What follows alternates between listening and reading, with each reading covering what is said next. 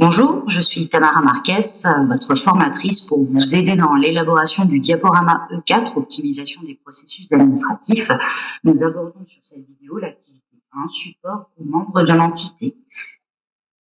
Nous allons voir dans un premier temps les différentes missions que nous pouvons mettre en avant dans cette compétence, l'organisation du poste de travail, coordination des activités, gestion de la relation client, communication orale et écrite, l'assistance à l'utilisation des solutions et équipements numériques, la communication avec les interlocuteurs externes et internes de l'entité.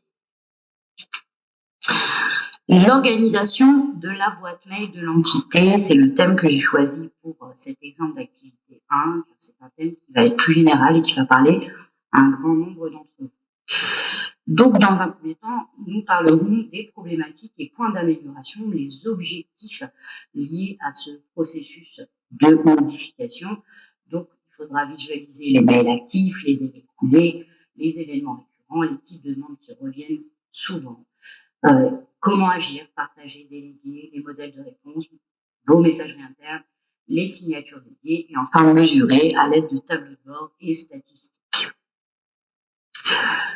Ensuite, il faudra évaluer les besoins de l'entreprise par ses avantages et ses inconvénients. Vous pouvez vous servir de différents diagrammes, notamment la matrice d'Eisenhower pour la hiérarchisation, la priorisation. Des outils de classement peuvent également être utiles, l'analyse de Pareto, et vous pouvez créer votre propre version d'un outil de hiérarchisation des priorités en indiquant donc, les indicateurs, logique d'intervention et les questions d'évaluation, critères de jugement. Ensuite, il faudra mettre en avant le plan d'amélioration, les documents et les démarches qui ont été mises en place, la création des nouveaux dossiers pour la gestion des mails de l'archivage. Ensuite, on aura tout ce qui est drapeau ou différents outils pour prioriser vos mails et indiquer s'ils sont traités ou non. Puis, enfin, la mise en œuvre des actions d'amélioration. Tout simplement, c'est à ce moment-là qu'on verra comment ça se décrit concrètement sur le terrain et comment, dans votre interface de boîte mail, c'est visible dans vos visuels.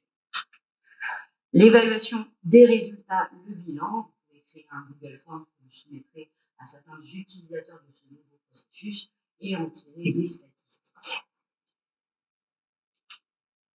En conclusion, je rappelle les différentes parties à bien mettre en avant, donc les objectifs, pourquoi cette modification, les compétences mises en œuvre, avantages et inconvénients, les documents que vous avez créés, vous ne pourrez pas tous les montrer dans cette vidéo, dans ce diaporama, mais en tout cas, il faudra les donner en annexe le plus possible, les démarches de manière synthétique sous forme de schéma, et enfin le bilan.